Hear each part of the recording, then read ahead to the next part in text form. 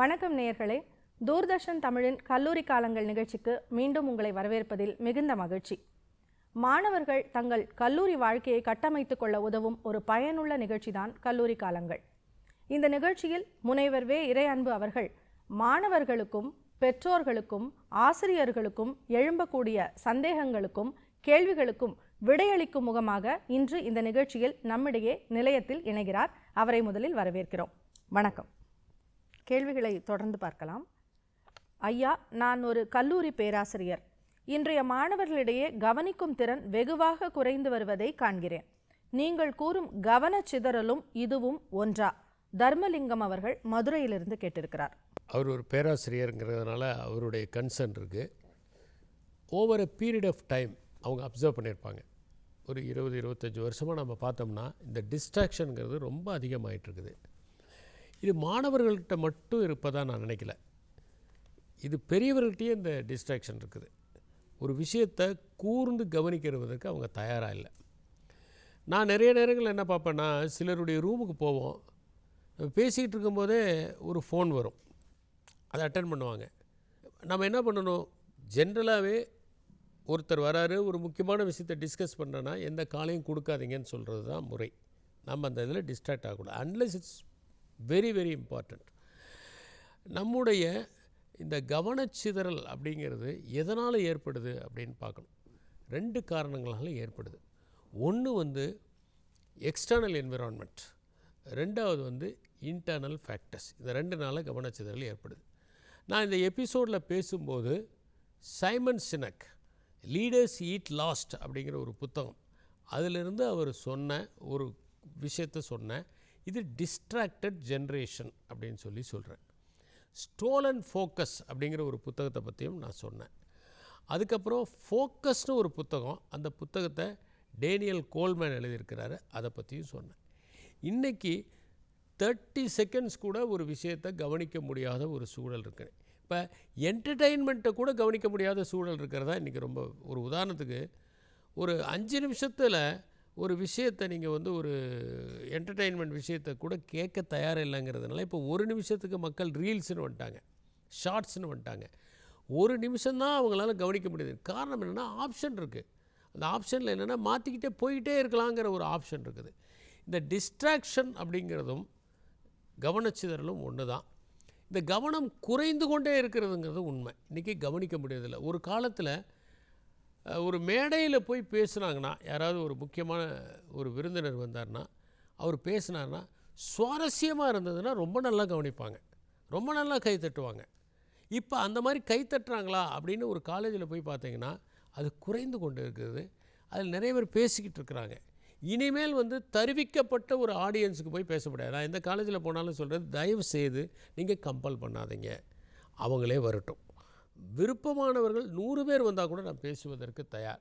விருப்பமில்லாத 1000 பேர்கிட்ட பேசுகிறத விட விருப்பமான ஒரு 100 பேர்கிட்ட பேசுகிறது மிக மேன்மையானது இல்லையா? விருப்பமாக இருக்கிறவங்க 100 பேர் இருந்தால் கூட நம்ம பேசலாம், அதில் ஒன்றும் தவறே கிடையாது. எத்தனை பேர் இருக்கிறோங்கிற அவசியம் இல்லை. நான் ஜெயகிருஷ்ணமூர்த்தி சென்னையில் பேசுவார். அப்போ ஒரு முறை நான் போய் கேட்டேன். மொத்தம் ஒரு 100-150 பேர் இருப்பாங்க. ஆனால் அவர் பேசினார், அழகாக பேசினார் ஜெயகிருஷ்ணமூர்த்தி. எத்தனை பேருங்கிறது முக்கியம் இல்லை அப்படின்னு நான் சொல்வது உண்டு. ஏன்னா இப்போ எதையுமே கவனிப்பதற்கான மனநிலையில் மாணவர்கள் இல்லை. இதில் இன்னொன்றும் நடந்து போச்சு. என்னென்னா, இந்த கோவிட் இருக்கும்போது அவங்க கையில் ஒரு சின்ன பள்ளிக்கூட மாணவர்கள் கையில் கூட கொண்டு போய் ஒரு மின்சாதனத்தை நமக்கு திணிச்சிட்டு இப்போ அதை எடுக்க முடியாமல் நம்ம தவிச்சிருக்கோம். எல்லாமே அதில் தான் வருது. பாடம் வருது, ஹோம்ஒர்க் வருது, ப்ராஜெக்ட் வருது, ஸ்டடி மெட்டீரியல்ஸ் வருது. அதுக்கு நடுவில் இவங்க ஸ்டடி மெட்டீரியல்ஸை பார்க்குறாங்களா அல்லது ஃப்ரெண்டோட சேட் பண்ணுறாங்களா, நீங்கள் எப்படி கண்டுபிடிக்க முடியும்? You cannot find out. அதனால் என்ன ஆயிடுச்சுன்னா, இன்றைக்கி இந்த ஜென்ரேஷன் கையில் ஒரு சாதனத்தை வச்சுக்கிட்டு தடுமாறி கொண்டு இருக்கிறது. இந்த ஜென்ரேஷன் மட்டுமா தடுமாறுது? எல்டர்ஸும் அப்படி தான் இருக்கிறாங்க. பொழுதுனிக்கும் பார்த்திங்கன்னா ஃபேஸ்புக்கை பார்த்துக்கிட்டு இருக்காங்க, அதில் ஸ்டேட்டஸை பார்த்துக்கிட்டு இருக்காங்க, அதுக்கப்புறம் ட்விட்டரில் அக்கௌண்ட்ஸ் வச்சுருக்காங்க.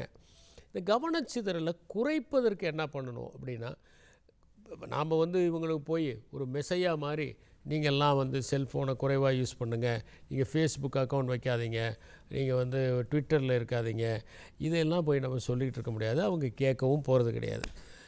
நம்முடைய லிமிட்டட் ரோல், ஒரு வகுப்பில் ஒரு மாணவனை எப்படி கவனிக்க வைப்பது, இதுதான் நமக்கு முன்னாடி இருக்கக்கூடிய கேள்வி. நான் சில இடங்களில் இந்த மென்டர்ஷிப் ப்ரோக்ராம் பண்ணுறேன்.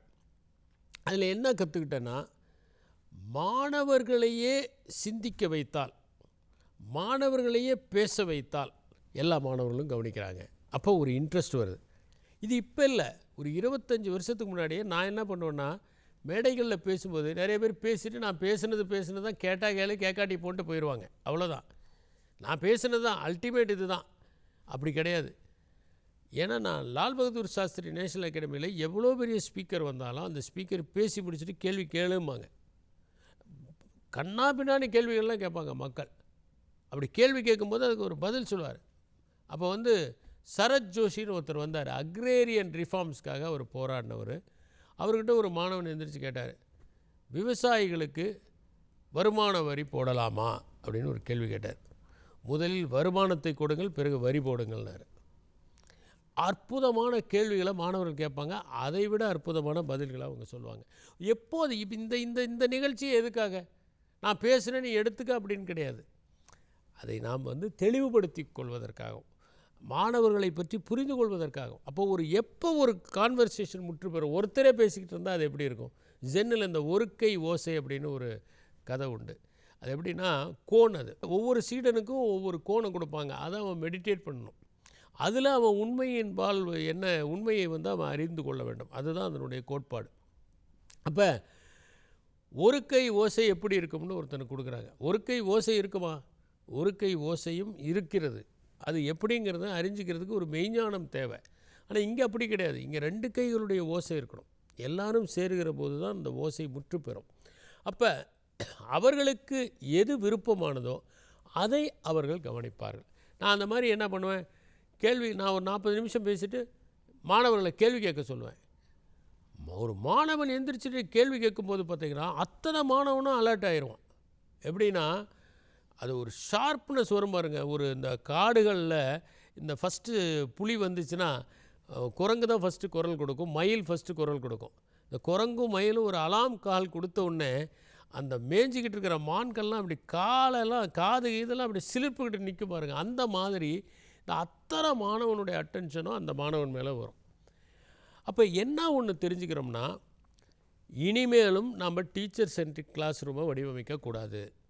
அவர்களுடைய கவனத்தை அதிகப்படுத்தணும்னா நம்ம ரோல் ப்ளே பண்ணணும், அவங்கள ப்ராஜெக்டுக்கு பண்ணிட்டு வர சொல்லணும், அவங்கள ப்ரெசன்டேஷன் பண்ண வைக்கணும், 4 குரூப்பாக பிரிச்சுக்கிட்டு ஒரு ப்ராப்ளத்தை கொடுத்து நீங்கள் சால்வ் பண்ண சொல்லணும். இது மாதிரி விஷயங்கள் நிறையா செய்யணும். அவங்கள செமினாருக்கு இப்போ தயார் பண்ணணும், அவங்கள பேப்பர் ப்ரெசென்ட் பண்ண சொல்லணும். அப்போ ஆட்டோமேட்டிக்காக அவங்க கவனிக்க ஆரம்பிப்பாங்க. 1. 2வது, நான் எப்போ ட்ரீட்மெண்ட்டுக்கு ஒத்துக்குவேன், எனக்கு நோய் இருக்குதுன்னு நினச்சா தான் நான் ட்ரீட்மெண்ட்டுக்கு ஒத்துக்குவேன், இல்லையா? என்கிட்ட யாராவது ஒருத்தர் உங்கள்கிட்ட இந்த குறைபாடு இருக்குது, அடிக்கடி நீங்கள் கோவப்படுங்க, நான் கோவமே பட மாட்டேன், எனக்கு கோவமே வராது அப்படின்னா அப்புறம் எப்படி நம்ம தெரிஞ்சுக்க முடியும்? நம்ம என்ன நினைக்கணும், ஆமாம் கோவம் வருதா, சரி நான் பார்த்துக்கிறேன், நான் கோபம் வரும்போது அப்சர்வ் பண்ணிக்கிறேன். அதாவது அவர் என்ன சொல்கிறேன்னா, எப்போது நீங்கள் உங்கள் கோபத்தை உற்று நோக்குகிறீர்களோ அப்போது அந்த கோபம் உதிர்ந்து விடுகிறதுன்னு ஜெய கிருஷ்ணமூர்த்தி. நீங்கள் அப்சர்வ் பண்ணணும். நம்மளுக்கு கோபம் வருதுங்கிறது தெரிஞ்சவொடனே நம்ம இப்போ கோபம் வந்துருச்சு, ஏதாவது தப்பாக பேசிடுவோம், படபடன்னு பேசிடுவோம், அடுத்தவங்க மனசை புண்படுத்திடுவோம் அப்படின்னு நினச்சாலே நாம் ஜாக்கிரதையாயிரும். அப்போ நம்ம ஒத்துக்கணும், இல்லையா? அப்போ முதல்ல இந்த ஸ்டூடெண்ட்ஸு எனக்கு கவனச்சிதறல் இருக்குது, என்னால் என்கிட்ட அந்த மாதிரி சில பேர் சொல்லுவாங்க, எனக்கு கவனச்சிதறல் இருக்குது சார், எனக்கு என்னமோ தெரில, ஃபோக்கஸ் பண்ண முடியல, கொஞ்ச நேரம் படிக்கிறேன் அப்புறம் எங்கெங்கேயோ போகுது அப்படிம்பாங்க. அவங்களுக்கு நான் சில யுக்திகளை சொல்கிறது உண்டு. அது எப்படின்னா, படிக்கிறதுக்கு ஒரு இடத்த தேர்ந்தெடு, அந்த இடத்துல மட்டும் உட்காந்து படி, எல்லா இடத்துலையும் படிக்காது. சில பேர் என்னென்னா சமையல் ரூமில் உட்காந்து படிக்கிறது, அப்போ தான் பூரி நல்லா சூடாக இருன்னா அந்த வாசனையில் மனம் போகும். எங்கே உட்காந்து படிக்கணும்? ஒரு இடம், அமைதியான இடம், டிஸ்ட்ராக்ஷன் இல்லாத இடம், என்விரான்மெண்டல் டிஸ்ட்ராக்ஷன்ஸ் இல்லாத இடம். நான் தான் சொல்கிறேன், டிஸ்ட்ராக்ஷன்ஸ் ஆர் ஆஃப் 2 டைப்ஸ். ஒன்று இன்டர்னல், இன்னொன்று எக்ஸ்டர்னல். எக்ஸ்டர்னல்ங்கிறது என்னென்னா, டிவி இப்போ சத்தமாக ஓடிக்கிட்டு இருந்துச்சுன்னா உங்களால் பண்ண முடியாது. பக்கத்து கோயிலில் பயங்கரமான ஒரு ஸ்பீக்கரை போட்டு பாட்டு போட்டுக்கிட்டு இருக்காங்கன்னா உங்களால் கவனிக்க முடியாது. வேறு பைப்பில் 2 பேர் சண்டை போட்டுக்கிட்டு இருந்தாங்கன்னா உங்களால் கவனிக்க முடியாது. இதுக்கு நடுவுலையும் கவனிக்க முடியும். எப்படின்னா, அதுக்கு ஒரு மனப்பக்குவம் வேறு. 2, அதாவது நான் படிச்சிருக்கேன். எப்படின்னா, செல்வராஜ் அப்படிங்கிறவர் வனத்துறையில் இருந்தவர் மாண்புமிகு யானைகள்னு ஒரு புத்தகத்தை எழுதியிருக்கார். அதில் என்ன சொல்கிறேன்னா, 2 யானைகள் சண்டை போட்டுக்கிட்டு இருக்கும்போது ஒரு குழந்தையை கொண்டு போய் நடுவில் வச்சா அந்த குழந்தையை தூக்கி அந்தாண்ட வச்சுட்டு மறுபடியும் சண்டை போடுமா. இது யானைகள்கிட்ட எவ்வளோ நாகரிகம் பாருங்கள். ஆனால் இங்கே 2 ஆளுங்க சண்டை போட்டாங்கன்னா அவங்க குடும்பத்தையே எழுப்பான். அவங்க அங்கே இல்லவே இல்லை, குடும்பத்தையே எழுப்பான். இதுதான் மனிதர்களுடைய நாகரிகம், யானையினுடைய நாகரிகம் அந்த மாதிரி. அது மாதிரி என்னன்னாக்க, நீங்கள் சண்டை போடும்போது உங்களுடைய டிஸ்ட்ராக்ஷன்ஸ் இது என்ன நடந்தாலும் தன்னுடைய பாடத்தில் ஃபோக்கஸ் பண்ணுறவங்கள நான் பார்த்துருக்குறேன். ஒரு சந்தையில் உட்காந்து படிக்க முடியும். நான் சின்ன வயசில் ஒரு இங்கிலீஷ் இதில் I can read a blue book in the midst of a chaos அப்படின்னு ஒரு இதில் படித்தேன். அப்படின்னா எவ்வளவு தூரம் அந்த குவிப்பு இருக்கணும், அந்த கவன குவிப்பு அதுதான் ரொம்ப முக்கியம். இப்போ ஒரு சிங்கம் ஒரு மானை வேட்டையாடுதுன்னு வச்சுக்கோங்களேன், அல்லது ஒரு வரிக்குதிரையை வேட்டையாடுதுன்னு வச்சுக்கோங்களேன். அந்த டைமில் அந்த சிங்கம் அந்த சிங்கம் என்ன பண்ணுது, அதுக்கு வரிக்குதிரை மட்டும்தான் தெரியுது. உலகமே வேறு எதுவுமே அதுக்கு தெரியாது. அதனுடைய ஃபுல் அட்டென்ஷன் அதில் மட்டும்தான் இருக்கும். மாஸ்டரிங்கிற புத்தகத்தில் ராபர்ட் கிரீன் சொல்கிறாரு, ஹைட்டண்ட் அவேர்னஸ் அப்படிங்கிறாரு. அப்போ உச்சபட்ச ஒரு விழிப்புணர்வை ஒரு மனுஷன் அடைய முடியும். அந்த உச்சபட்ச விழிப்புணர்வை ஒருத்தர் அடைஞ்சிட்டானா அவனுக்கு கவன சிதறல் எக்ஸ்டர்னல் ஃபேக்டர்ஸ் இருந்தால் கூட ஆகாது. நான் இந்த பாட்டு கச்சேரிக்கும் சீட்டு கச்சேரிக்கும் நடுவில் தான் நான் படித்தேன். எனக்கு எந்த விதமான டிஸ்ட்ராக்ஷனும் இல்லை. அதனால் எக்ஸ்டர்னல் ஃபேக்டர்ஸ் இருந்தால் கூட உங்களால் டிஸ்ட்ராக்ஷன் இல்லாமல் படிக்க முடியும். ஆனால் இப்போ டிஸ்ட்ராக்ஷன்ஸ் அதிகமாக இருக்கிறதுக்கு எப்படி தவிர்க்கலாம் அப்படின்னா, ஃபஸ்ட்டு ஒரு காமான பிளேஸை தேர்ந்தெடுங்க. ரெண்டாவது, அந்த குறிப்பிட்ட இடத்துல மட்டும்தான் நான் உட்காந்து படிப்பேன். அப்போ அந்த இடத்துக்கு போனீங்கன்னா, இப்போ பெட்ரூம் போய் பெட்டில் படுத்தாலே உங்களுக்கு தூக்கம் வரணுன்னா என்ன சொல்கிறோம் நாங்கன்னா, தயவுசெய்து பெட்ரூமில் போயிட்டு வேறு எந்த வேலையும் செய்யாதீங்க. பெட்ரூமில் போய் பெட்டில் படுத்துக்கிட்டு படிக்காதீங்க, மொபைலில் நோண்டாதீங்க, தூக்கம் வராது அப்படின்னு சொல்கிறோம். அங்கே போய் உட்காந்து படிக்கிறது, அங்கே போய் உட்காந்து சாப்பிட்றது, அங்கே போய் உட்காந்து டிவி பார்க்குறது, இதெல்லாம் செய்யாதீங்க, தூக்கம் வராது. படுக்க ரூமில் போனோடனே உங்களை மீறி நீங்கள் மெஸ்மரைஸ் ஆகிக்கணும். அங்கே போனால் நான் தூங்குவேன் அப்படின்னு நீங்கள் மெஸ்மரைஸ் ஆகிட்டிங்கன்னா தூக்கம் தானாக வந்துடும். அதே மாதிரி இந்த இடத்துக்கு போய் உட்காந்திங்கன்னா படிக்கணும் அப்படின்னா படிப்பு தானாக வர ஆரம்பிச்சிடும். அதுக்கப்புறம் உங்களுக்கு டிஸ்ட்ராக்ஷன்ஸ் இருக்காது. ரெண்டாவது இந்த மொபைல் ஃபோன் தான் மிகப்பெரிய டிஸ்ட்ராக்ஷன். இந்த மொபைல் ஃபோனை நீங்கள் இந்த டைம் எனக்குன்னு ஒரு ஸ்கெட்யூல் போட்டு, இந்த டைம் நான் சாயந்தரம் 6 மணிலேருந்து 9:30 மணி வரைக்கும் பாடம் தான் படிப்பேன் அப்படின்னு கொண்டு போய் அதை சைலண்ட் மோடில் வச்சுருங்க. அதுக்கப்புறம் நீங்கள் உட்காந்து படிக்க ஆரம்பிங்க. நீங்கள் பாட்டுக்கு படிங்க. 9:30 மணிக்கு நீங்கள் செல்ஃபோனை பார்த்துக்கலாம். இது ஒரு விஷயம். இன்னொன்று என்னென்னா, கொஞ்சம் நேரத்துக்கு அப்புறம் டிஸ்ட்ராக்ஷன் ஆகுதுன்னு சொல்கிறாங்க பார்த்தீங்களா, அதை தவிர்ப்பதுக்கு என்னென்னா நோட்ஸ் எழுதுங்க. நோட்ஸ் எடுத்துக்கிட்டே பாருங்கள். இதுக்கு தான் நான் ஒரு ரீடிங் பண்ணுறதுக்கு ஒரு ஸ்டெப்ஸு சொல்லியிருக்கிறேன். அந்த ஸ்டெப்ஸ் என்னென்னா 7 விதமான ஸ்டெப்பு. முக்கியமான ஸ்டெப்பை மட்டும் சொல்லுங்கள். ரீட் பண்ணுங்கள். மொதல் தடவை படிக்கும்போது ஜாலியாக படிங்க, ஒரு கதை மாதிரி படிங்க. That will enter into your subconscious mind. ரெண்டாவது ரீடிங், ரிமெம்பரிங், அதுதான் ஸ்டடியிங், ஞாபகத்தில் வச்சுக்கிறதுக்காக படிங்க. மூணாவது ரிகாப்சுலேட் பண்ணுங்கள். ஒரு படித்த உடனே ரிகாப்சுலேட் பண்ணுங்கள். ஒரு பத்தியில் என்ன சொல்லியிருக்கு, ஒரு பேஜில் என்ன சொல்லியிருக்குங்கிறத ரிகாப்சுலேட் பண்ணுங்கள். அதுக்கப்புறம் எழுதி பாருங்கள். எழுதிட்டு ஒரிஜினலோட ரெஃபர் பண்ணுங்கள். அடுத்தது ரெக்டிஃபை பண்ணுங்கள். அதில் இருக்கிற தப்பை ரெக்டிஃபை பண்ணுங்கள். அதுக்கப்புறம் ரிவிஷன் பண்ணுங்கள். Reading, remembering, recapitulation, reproduction, referring, rectification, revision, இதையெல்லாம் பண்ணிங்கன்னா உங்களுக்கு அது எப்போவுமே ஞாபகத்தில் இருக்கும். அதனால் இதில் நிறைய வழிமுறைகள் இருக்குது. இந்த வழிமுறைகளெல்லாம் நம்ம பேசிக்கிட்டே தான் இருக்கிறோம், இன்னும் பேசுவோம். முக்கியமானது என்னென்னா, கவனச்சிதறலை வகுப்பில் குறைக்கிறதுக்கு என்னென்னா, ஸ்டூடெண்ட்ஸை இன்வால்வ் பண்ணுறது மிகப்பெரிய பலன்களை கொடுக்கும். இந்த ஆசிரியர் ரொம்ப கன்சர்னோடு கேட்ட அந்த கேள்விக்கு ரொம்ப அழகான ஒரு தெளிவான பதிலை சொல்லியிருக்கீங்க. கவன சிதறலை தவிர்ப்பதற்கும் கவன குவியலை ஊக்கப்படுத்துவதற்குமான ஒரு நல்ல பதில்.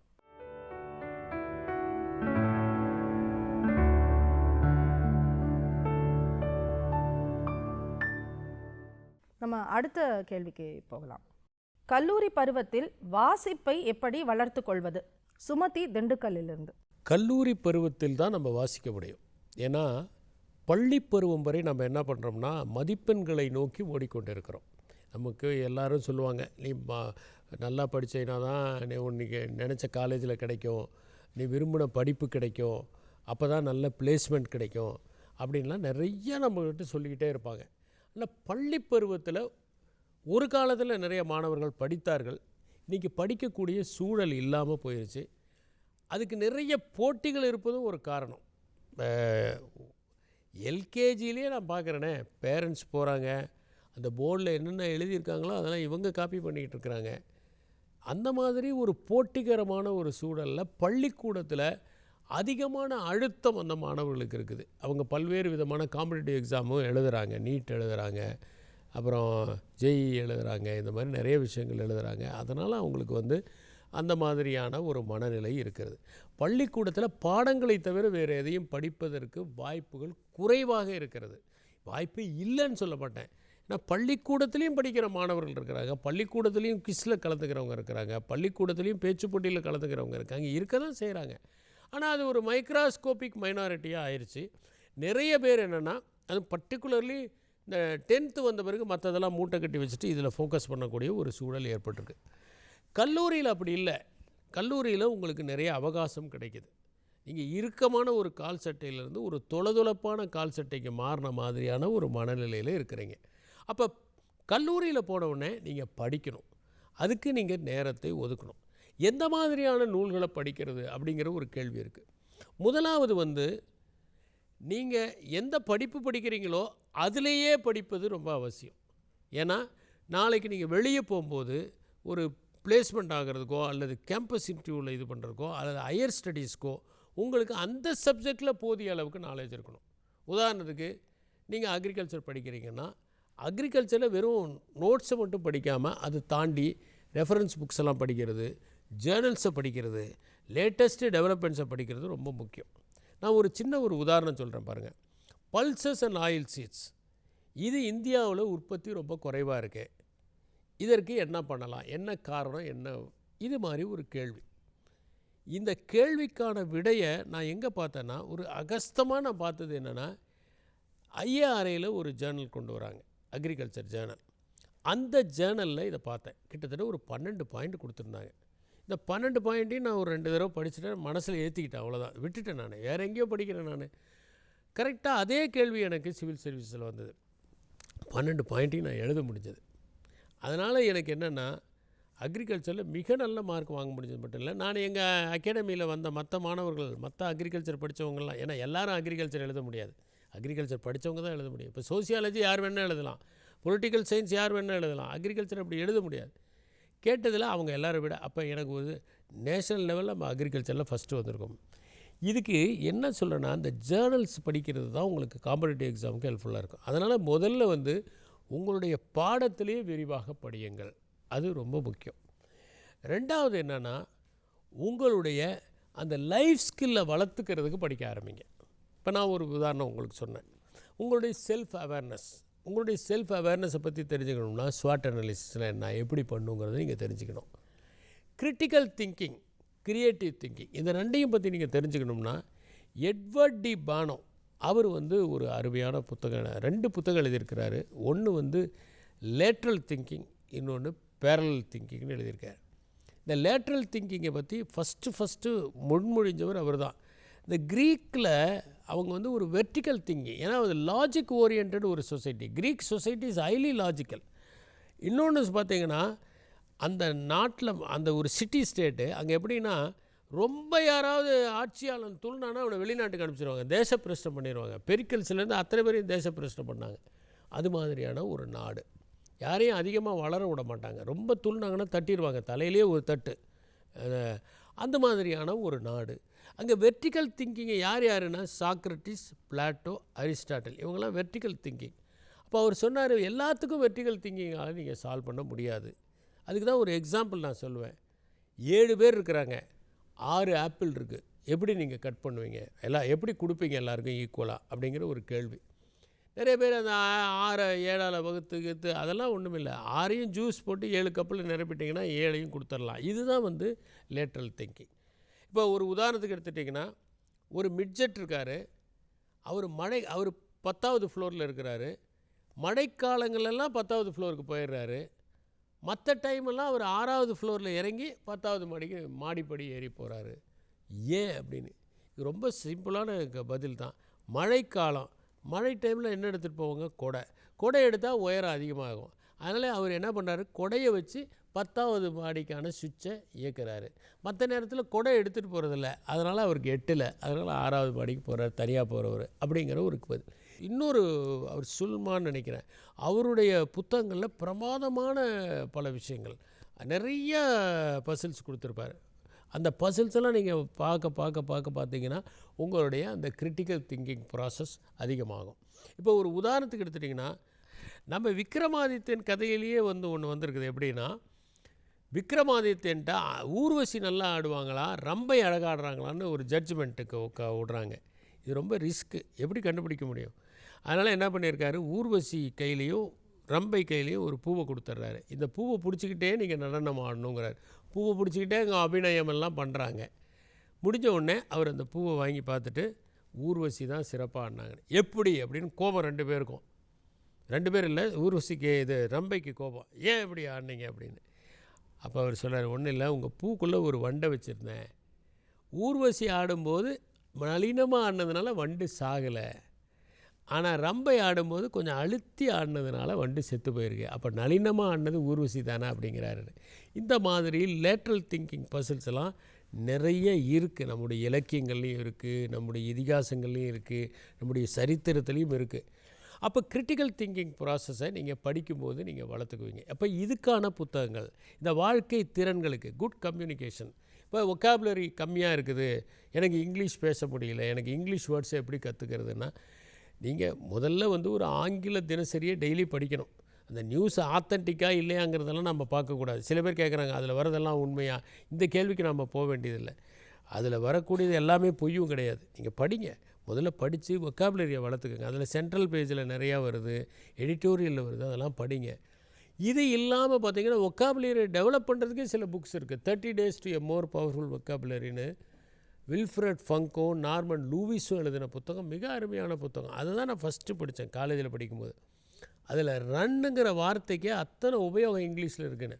உதாரணத்துக்கு இஸ் ரன்னிங் ஃபார் எலெக்ஷன்ஸுங்கிறோம், இஸ் ரன்னிங் லேட்டுங்கிறோம்.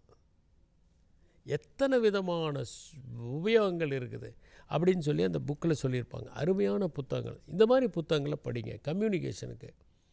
அதுக்கப்புறம் பார்த்தீங்கன்னா உங்களுக்கு ஸ்ட்ரெஸ் மேனேஜ்மெண்ட்டுக்கு தேவையானதை படிங்க. இதெல்லாம் வாழ்க்கை திறன்களுக்கு.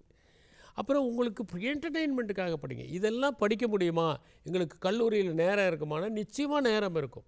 ஆனால் நம்ம ஒரு ஸ்கெட்யூல் போட்டுட்டு அதை பண்ணணும். இப்போ ஒரு உதாரணத்துக்கு 1 மாதம் ஹாலிடே விட்றாங்க, ஒரு செமஸ்டர் முடிஞ்சா. அந்த 1 மாதம் என்ன பண்ணுறீங்க? அந்த 1 மாதத்தில் படிக்கலாமில்ல? ஒன்றும் இல்லை, 4 மணி நேரம் படிக்கலாமில்ல? நான் படிச்சிருக்கிறேன். எப்படின்னா, Pandit Jawaharlal Nehru prime minister of the கண்ட்ரியாக இருக்கும்போது கூட டெய்லி 4 மணி நேரம் படிப்பாராம். அப்போ அவர் குக்கு வருவாராம், ஐயா இன்றைக்கி என்ன பண்ணட்டும் அப்படிம்பாரா. எதை வேணா பண்ணியா, சூடாக இருக்கும்போது சொல்லி சாப்பிட்றேன் அப்படின்ட்டு. அப்போ படிக்கிறதுங்கிறது, இப்போ Churchill history of the English speaking people எழுதுறாரு இல்லை, அவர் எவ்வளோ டர்புலன்ட் பீரியடில் இருந்தார். உலகம் ஃபுல்லாக பிரச்சனை, 2ஆம் உலகப் போர், எவ்வளோ ப்ராப்ளத்துக்கு நடுவில் அவர் ஒரு பிரைம் மினிஸ்டராக இருந்தார். அவர் எழுதலையா? மகாத்மா காந்தி இத்தனை பிரச்சனைகளுக்கு நடுவில் லட்சக்கணக்கான பக்கங்கள் எழுதலையா? இவங்க எல்லாம் எழுதினாங்க. அண்ணா 23 புனை பெயரில் எழுதினார்.